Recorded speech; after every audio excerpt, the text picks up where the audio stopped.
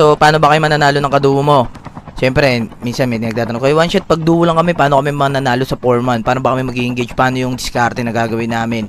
So, kung mahilig ka makipag-duo versus squad, tama ka ng pinapanood ngayon para sa itong video na to. After mo mapanood to, baguhin mo na yung style mo or yung gaming style nyo ng kaduo mo. Diba? Kung babae man yan or lalaki. O magparayo agad kayo ng Arsenal. Kung duo kayo, tignan nyo dito, nakaparayo kami Arsenal. Kung kaya nyo mag-double RC, go. Pero sinasabi nga, paano kung may kalaban? Pwede nyo palagang, pwedeng hindi. Since dito takot yung kalaban, binabaan na agad natin yan. Pepektusan na natin tong isang gustong magpakilala rito, tinumba na agad natin yun.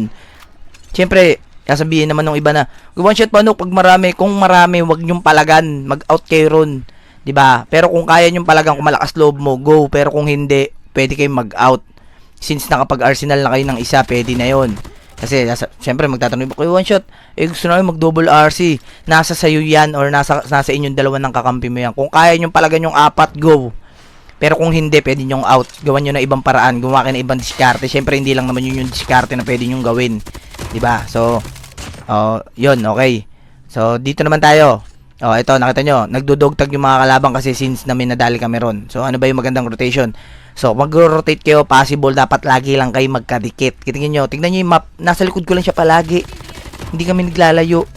Syempre, since naduo lang kami, alam nga naman maglayo pa kami, ano yung kahit ba kami sa isa't isa. Syempre, hindi. So, dito tuturuan pa kayo kung paano kayo mag-i-engage pag alam nyo marami yung kalaban. Kumbaga, kung hindi mo prayo yung kill, kumbaga prioritize nyo is manalo. Pwede nyong gawin to, pwede nyong gamitin yung diskarte natin dyan. Since marami dito sa left side natin, kinuha na agad natin yung advantage na high ground dito. Tamang throwables lang tayo dito. Dito ngayon tayo mag-i-engage yan. Diyan kayo mag-engage since na-clear nyo na yung area. Walang kalaban sa likod. Kumbaga bounce round pag meron sa likod, pwede nyong palagan. Pwede nyong unahin yung sa likod, di ba?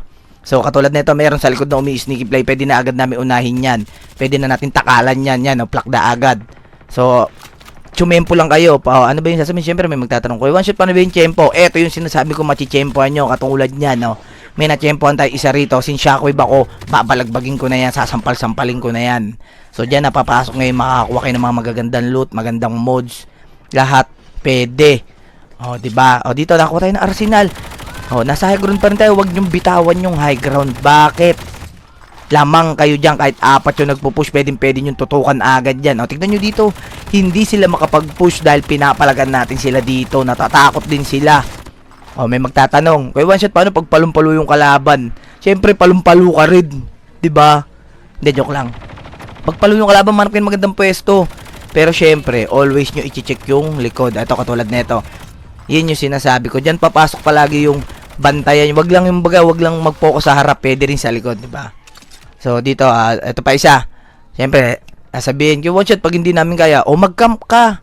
Di ba may utak ka? Gamitin mo. Tignan mo ako, nagka-camp ako diyan. Since marami yung kalaban sa front, pero sinasabi ko nga may maliligaw diyan na isa. Naligaw si Dudong dito, sinampal-sampal natin siya doon. Di ba? Napitasan na natin since wala nang revival yan. Hindi na makakabalik yung Burloloy. Nadali natin yung isa, napitasan natin yung mga palumpalo na foreman dyan. So, 3 na lang yan. And then, check nyo palagi yung likod. Yun yung sinasabi ko. May naliligaw na naman na Burloloy. Sampal-sampalin mo na yan. Diba? Wag ka matakot mag-camp. Hindi ka tanga pag nagka-camp ka. Tignan nyo, magpupush na kami dito. Kaso naisip ko baka magitnaan kami. Kaya naisip ko na lang mag-antay ng tamang, kumbaga, chechempoan lang natin. Sasaw-saw tayo bigla. Kaso umi-sneaky play dito. Akala niya hindi natin siya nadinig. Nagpanggap na bato rito, kaya sinampal-sampal na natin siya dyan. Diba? Kaya nga sinasabi, kung sumausaw na tayo doon, kumbaga nagsimula ka ng laban doon, matatalikuran tayo. Tignan nyo, napakarami pala nila dito sa likod. Pero kanina, dyan tayo nang galing. Diba? Buti na lang, hindi agad tayo nag-start ng laban doon. Kung hindi, mapapagitnaan tayo. Kaya nga sinasabi ko palagi, check nyo yung likod. Kung kaya nyong kayo yung magdala ng base ng laban, okay lang yun, kahit bagalan nyo yung pacing, pwede yun.